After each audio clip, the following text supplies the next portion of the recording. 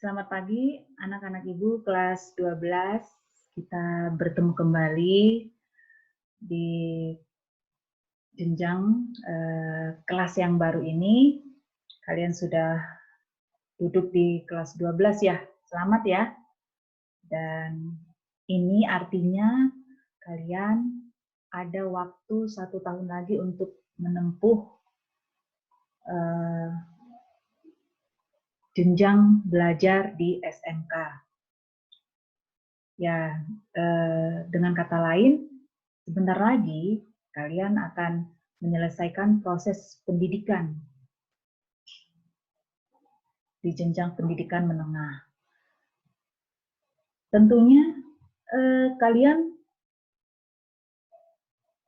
kalau ingin berhasil dengan baik, itu harus disertai usaha dengan cara belajar keras agar bisa mengatasi berbagai tantangan dan rintangan yang akan kalian hadapi di kelas 12 ini, terutama pada masa ini kalian masih belajar secara daring dan Ibu tidak tahu kapan akan berakhir atau dimulainya kapan kita belajar di sekolah secara tatap muka.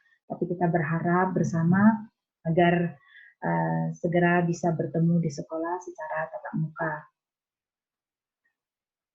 Nah, untuk meningkatkan kualitas dan kuantitas belajarnya, kalian tetap harus membutuhkan pelajaran secara mandiri ya. Kalian boleh mencarinya secara mandiri melalui internet atau buku-buku paket, buku bacaan. Dan tentunya kalian juga masing-masing sudah pegang buku LKS yang sudah dibagikan dari sekolah. Itu juga sudah bisa kalian pakai untuk belajar di rumah. Nah, semua saran Ibu tadi mudah-mudahan bisa kalian terapkan, tapi satu, jangan pernah lupa untuk meningkatkan ibadah dan berdoa kepada Tuhan Yang Maha Esa dengan sungguh-sungguh di setiap memulai dan mengakhiri aktivitas sehari-hari, termasuklah kegiatan pembelajaran. Dan memang kalau kita belajar di kelas, kita selalu melakukannya ya. Kita selalu membuka kelas dengan berdoa. Nah, untuk bab pertama di semester ganjil ini di kelas 12, kalian akan belajar tentang pelanggaran hak dan pengingkaran kewajiban warga negara. Nanti sebelum kita masuk kepada pelanggaran hak dan pengingkaran kewajiban tersebut, kita harus membaca dulu apa yang menjadi kompetensi dasar dalam bab 1 ini. Kompetensi dasar itu maksudnya pengetahuan, keterampilan, dan sikap yang harus kalian capai. Jadi masing-masing siswa, masing-masing dari kalian harus bisa menerapkannya dalam kehidupan sehari-hari, dalam lingkungan sekolah maupun lingkungan masyarakat. Ya, Ibu akan menyebutkannya dulu apa yang menjadi kompetensi dasar dalam bab 1. 1. Menghargai perbedaan sebagai anugerah Tuhan Yang Maha Esa dalam rangka penghormatan hak asasi manusia. 2. Bersikap responsif dan proaktif terhadap pelanggaran hak dan pengingkaran kewajiban warga negara dalam kehidupan berbangsa dan bernegara. 3. Menganalisis nilai-nilai Pancasila terkait dengan kasus-kasus pelanggaran hak dan pengingkaran kewajiban warga negara dalam kehidupan berbangsa dan bernegara. 4. Menyaji hasil analisis nilai-nilai Pancasila terkait dengan kasus-kasus pelanggaran hak dan pengingkaran kewajiban warga negara dalam kehidupan berbangsa dan bernegara. Ya, ini ada 4 yang kalian harus capai ya. Mudah-mudahan dengan pembelajaran secara daring ini pun kalian bisa memahaminya dan kemudian menerapkannya. Nah, berhubungan dengan judul tadi, pelanggaran hak dan pengingkaran kewajiban warga negara. Tapi kita harus berbicara dulu apa pengertian dari hak. Ya, harus mengerti dulu apa artinya hak. Nanti baru kita masuk kepada pengertian hak warga negara. Hak merupakan semua hal yang kita peroleh dan kita dapatkan. Semua hal yang kita peroleh dan kita dapatkan. Apa itu semua hal? Semua hal yang bagaimana? Hal yang dimaksud itu yang dapat berbentuk kewenangan atau kekuasaan untuk melakukan sesuatu. Jadi itu yang merupakan hak. Kita berwenang, kita berkuasa untuk melakukan sesuatu. Setiap hak yang diperoleh merupakan akibat dari dilaksanakannya kewajiban. Makanya kalau kita berbicara tentang hak, pasti ada kewajiban. Nah, kalau kalian masih ingat juga pelajaran yang lalu, mungkin dari kelas 10, antara kedudukan hak dengan kewajiban itu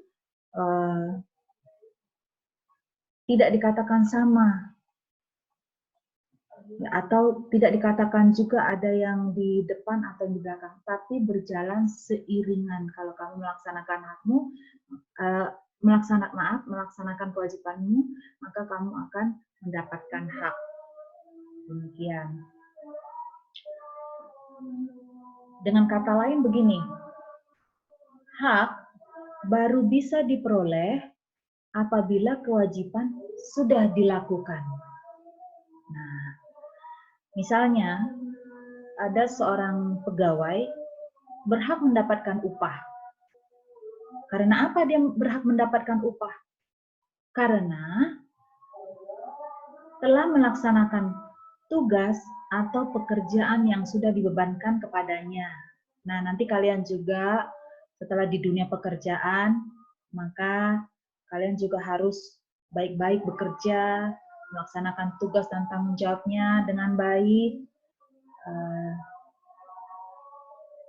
Maka kewajiban yang sudah kamu kerjakan itu akan ada balasnya berupa upah. Atau bisa saja upahnya nanti bertambah lagi bonus, ya. Dan Ibu rasa kalian yang mungkin ada yang sudah pernah menjalaninya pada saat PKL, karena kalian di kelas 11 sudah menjalankan PKL, pasti sudah mengerti ada upah, ada tips, atau ada bonus. Nah, mudah-mudahan nanti kalian juga setelah mendapatkan pekerjaan menjadi karyawan, karyawati yang baik dan jujur.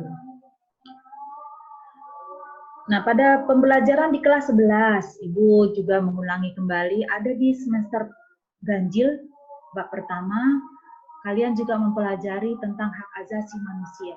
Berbicara hak itu selalu berkaitan erat dengan hak asasi manusia. Itu sebabnya tadi di kompetensi dasar pun sudah disebutkan hak asasi manusia. Ibu dulu pernah menyampaikan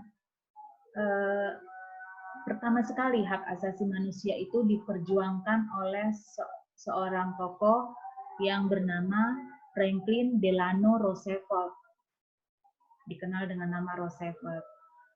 Nah, di sini Ibu mengingatkan kembali sehingga Roosevelt ini disebutlah sebagai Bapak HAM sedunia karena Roosevelt adalah pelopor pejuang kebebasan, sama dengan yang disebut dengan hak asasi manusia. Ada 4 kebebasan yang dicetuskan oleh Roosevelt.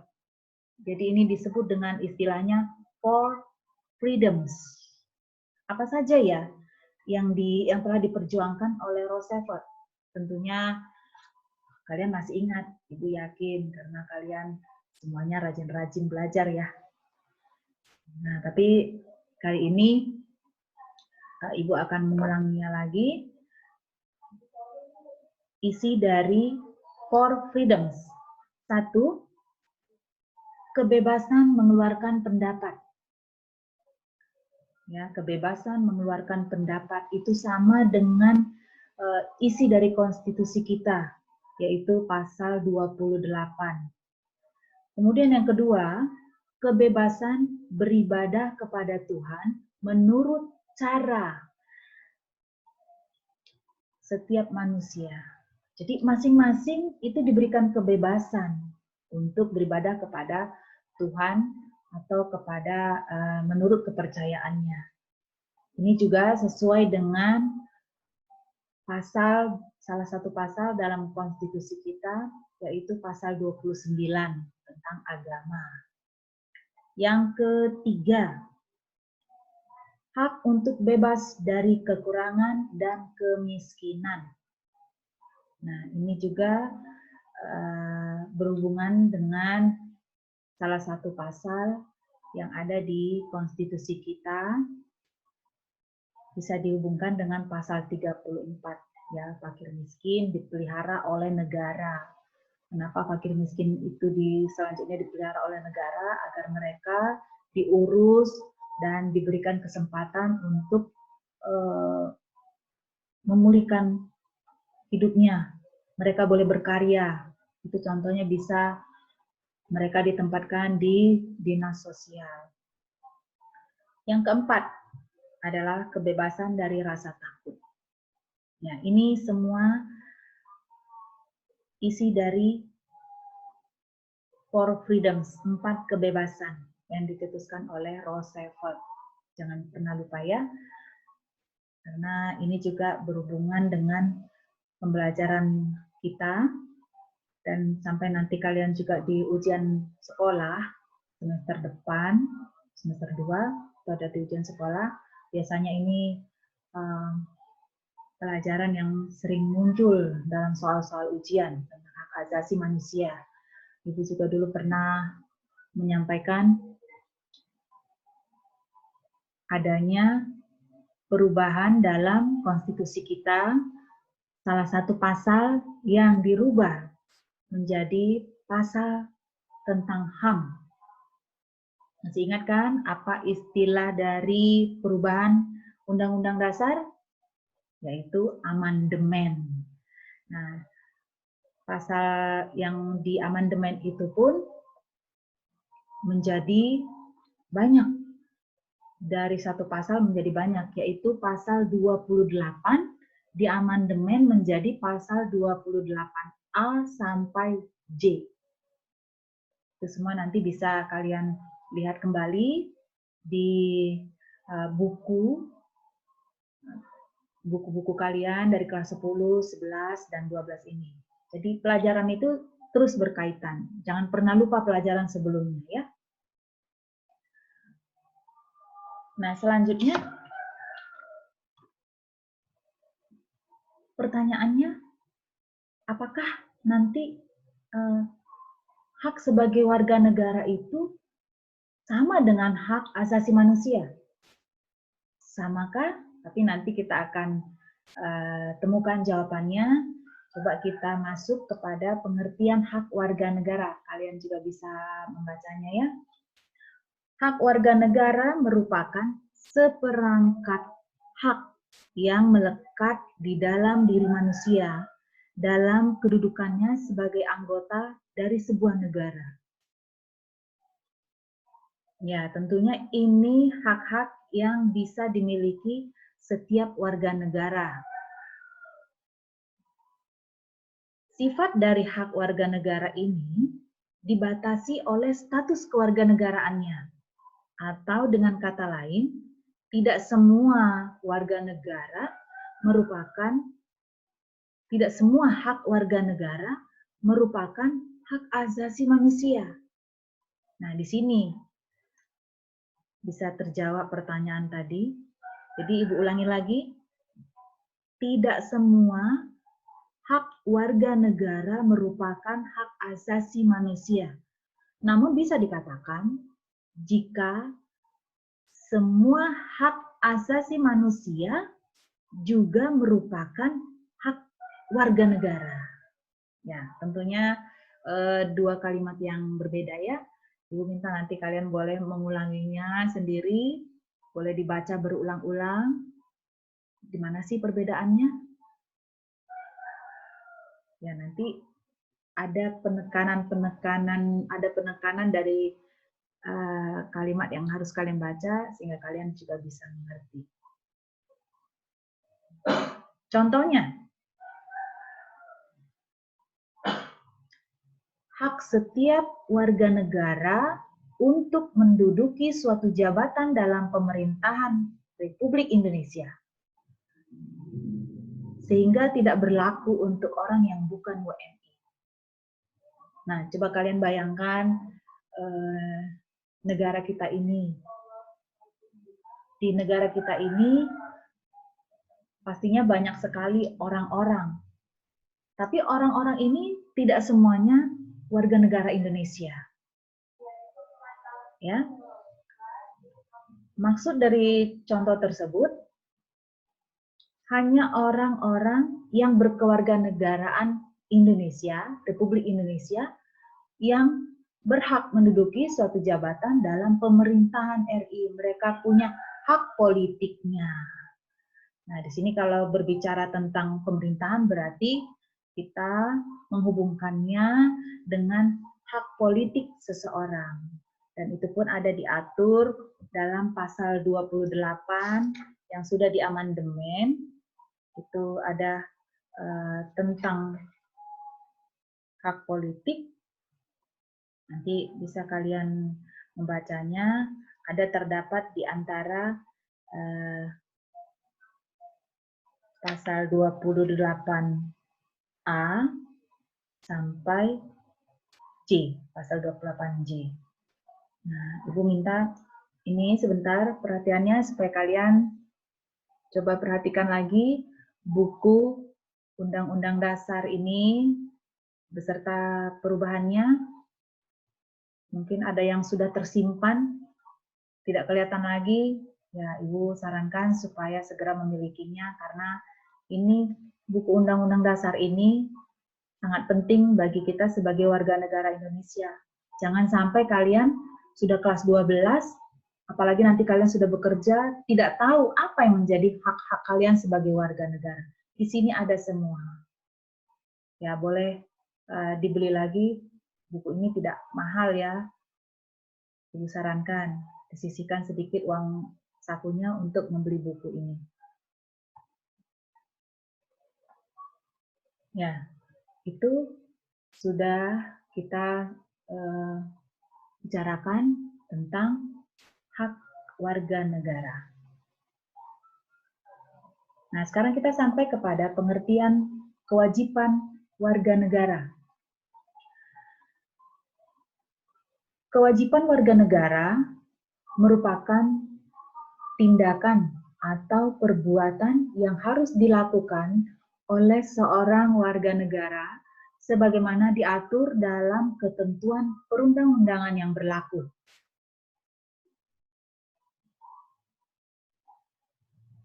Lalu, sifat dari kewajiban warga negara dibatasi oleh status kewarganegaraan seseorang dan memiliki cakupan yang lebih luas. Karena meliputi pula kewajiban asasi. Ya, di sini kalian juga sudah bertambah pengetahuannya.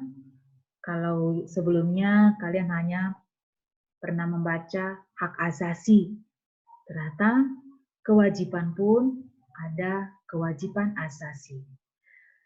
Contoh dari kewajiban warga negara: mentaati peraturan lalu lintas, ya, melaksanakan tata tertib sekolah, membayar biaya pendidikan sesuai ketentuan. Sebagai pelajar, harus rajin belajar melaksanakan tugas yang diberikan Bapak atau Ibu gurunya, dan masih banyak lagi. Itulah kewajiban-kewajiban kita sebagai warga negara.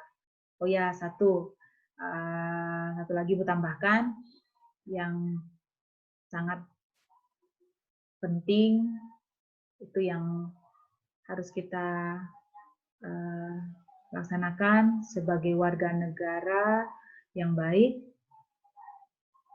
adalah taat membayar pajak. Sederhana saja, kalau mau bayar pajak itu misalnya kalian mengendarai sepeda motor, nah jangan parkir di sembarang tempat, parkirlah di tempat parkir yang sudah ditentukan, walaupun harus membayarnya, ya, karena itu juga berhubungan dengan keamanan, supaya sepeda motor kalian tidak dicuri orang misalnya, atau dirusak. Kan banyak sekali kemungkinan kejahatan yang berada di sekitar kita ini. Maka kemanapun kita melangkah, pasti kita dikelilingi oleh banyak kewajiban-kewajiban agar hidup kita teratur.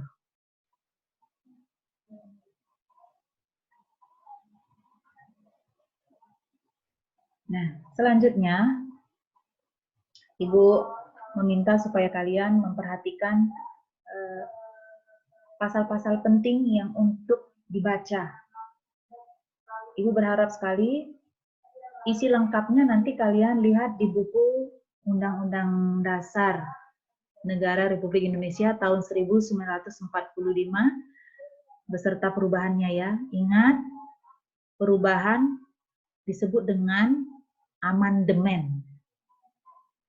Undang-undang dasar kita atau yang kita sebut dengan konstitusi sudah mengalami 4 kali amandemen. Kali ini sudah Ibu rangkum pasal-pasal yang berhubungan dengan materi kita di bab 1. Ini dimulai dari pasal 26 ayat 1 dan 2 Undang-Undang Dasar Negara Republik Indonesia tahun 1945 tentang hak atas kewarganegaraan. Nanti kalian bisa lihat di sini pengertian warga negara, pengertian penduduk. Siapa yang dimaksud dengan warga negara, siapa yang dimaksud dengan penduduk. 2. Pasal 27 ayat 1 Undang-Undang Dasar Negara Republik Indonesia tahun 1945 tentang kesamaan kedudukan dalam hukum dan pemerintahan. Ya, jadi kita semua mendapat kesamaan kedudukan dalam hukum dan pemerintahan. Biasanya ini sering dihubungkan dengan istilah bahwa hukum tumpul ke atas, tajam ke bawah. Sebenarnya itu hanya istilah yang diciptakan orang-orang yang mungkin merasa kurang mendapatkan keadilan. Tapi intinya percayalah bahwa kita semua mendapat kesamaan kedudukan dalam hukum dan pemerintahan. Kenapa Ibu katakan ini hak kita? Karena sudah benar-benar dijamin dalam konstitusi. Ini buktinya, pasal 27 ayat 1. Kemudian yang ketiga, pasal 27 ayat 2 Undang-Undang Dasar Negara Republik Indonesia tahun 1945. Ini tentang hak atas pekerjaan dan penghidupan yang layak. Ya, setiap warga negara kita sudah dijamin oleh negara, oleh pemerintah, bahwa semua warga negaranya berhak untuk mendapatkan pekerjaan dan penghidupan yang layak. Tapi ini berhubungan juga dengan potensi setiap orangnya, bukan berarti kalau tidak punya kemampuan, bermalas-malasan misalnya, lalu ada pemerintah setempat yang menawarkan pekerjaan. Tidak, itu kita harus berusaha. Isilah diri kita masing-masing, terutama untuk kalian sebagai generasi bangsa, untuk mendapatkan pekerjaan yang layak, pekerjaan yang baik, dan kalian mendapatkannya setelah kalian menempuh sekolah. ilmu kalian tidak sia-sia. Nanti ilmu yang sudah kalian dapatkan bisa kalian pakai untuk mencari pekerjaan dan barulah tercapai penghidupan yang layak. Yang keempat, pasal 27 ayat 3 Undang-Undang Dasar Negara Republik Indonesia tahun 1945 tentang hak dan kewajiban membela negara. Ya, kalau di sini ini selalu Ibu sebut pasal istimewa. Kenapa istimewa? Karena dalam pasal ini sekaligus memberikan kesempatan adanya hak dan kewajiban.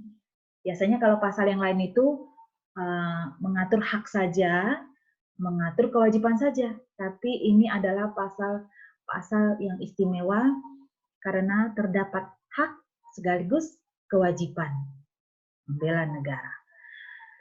Yang kelima, pasal 28 Undang-Undang Dasar Negara Republik Indonesia tahun 1945.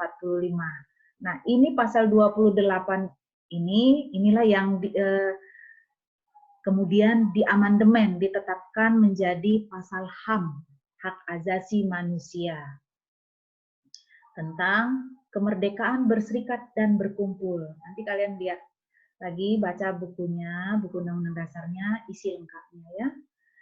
Yang kemudian nanti kalian juga bisa melihat apa isi pasal 28A sampai J. Dan setelah ditetapkannya pasal 28 sebagai pasal HAM, itu diikuti oleh undang-undang tentang HAM, yaitu Undang-Undang Nomor 39 Tahun 1995 tentang Hak Asasi Manusia. Nah, masih ada lagi yang keenam, pasal 29 ayat 1 dan 2 Undang-Undang Dasar Negara Republik Indonesia tahun 1945 tentang kemerdekaan memeluk agama. Ya, ini sudah sangat jelas. Ini juga ada disebutkan dalam Four Freedoms yang disampaikan oleh Prof. tadi. Negara kita juga mengakui ketuhanan yang Maha Esa dan memberikan kesempatan kepada setiap warga negaranya untuk melaksanakan atau beribadah menurut kepercayaannya masing-masing. Mudah-mudahan kalian masih ingat ya ada berapa agama di negara kita. Nanti coba dijawab sendiri ya di rumah. Kemudian pasal 31 ayat 1, 2, dan 3 Undang-Undang Dasar Negara Republik Indonesia tahun 1945 tentang hak mendapat pendidikan. Ini selalu Ibu tekankan kepada setiap anak murid bahwa kalian bersekolah dijamin oleh konstitusi kita, dijamin oleh negara. Maka kalian semua selama usia kalian untuk mendapatkan pendidikan, maka kalian punya hak untuk mendapatkan pendidikan. Dan kalian bisa melihat bagaimana mendapatkan pendidikan. Kenapa dinyatakan mendapatkan pendidikan? Ya, pemerintah sudah membantu sekolah-sekolah dengan dana-dana agar berbagai macam dana agar setiap anak-anak bangsa bisa bersekolah tanpa ada hambatan. Yang kedelapan, pasal 32 ayat 1 dan 2 Undang-Undang Dasar Negara Republik Indonesia tahun 1945 tentang kebudayaan nasional Indonesia. Ya. Kemudian yang ke-9 pasal 33 Undang-Undang Dasar Negara Republik Indonesia tahun 1945 tentang hak atas usaha perekonomian nasional. Nah, pasal 33 ini menjamin bahwa setiap orang juga, setiap warga negara bisa mendapatkan penghidupannya melalui sumber daya alam yang tersedia di negara kita ini. Di sini terdapat juga satu azas, yaitu azas kekeluargaan. Dan terakhir, pasal 34 Undang-Undang Dasar Negara Republik Indonesia tahun 1945 tentang kesejahteraan sosial. Disinilah nanti kalau kalian baca isi pasalnya, bahwa fakir miskin dan anak terlantar dipelihara oleh negara. Ya. Kita sudah sampai pada akhir materi, dan di sini sudah ada Ibu cantumkan tugas menambah ilmu kalian, pengetahuannya juga. Coba untuk mengerjakan tugasnya. Nanti kalian boleh buka LKS halaman 27 di penilaian harian nomor 1 sampai 5. Silakan jawabannya dikirim melalui Google Classroom yang tentunya kalian sudah join sebelumnya dengan Classroom gitu ya. Ya, akhir kata ingat kalian harus tetap jujur mengerjakan segala tugas-tugas dan tanggung jawab, terutama dalam pembelajaran daring ini. Kita berharap masa pandemi ini juga segera berlalu. Ya, tetap jaga kesehatan, tetap mengutamakan protokol kesehatan agar kita semuanya bisa sehat-sehat dan mempunyai stamina yang kuat. Ya, akhir kata Ibu mengucapkan terima kasih dan sampai bertemu di materi selanjutnya.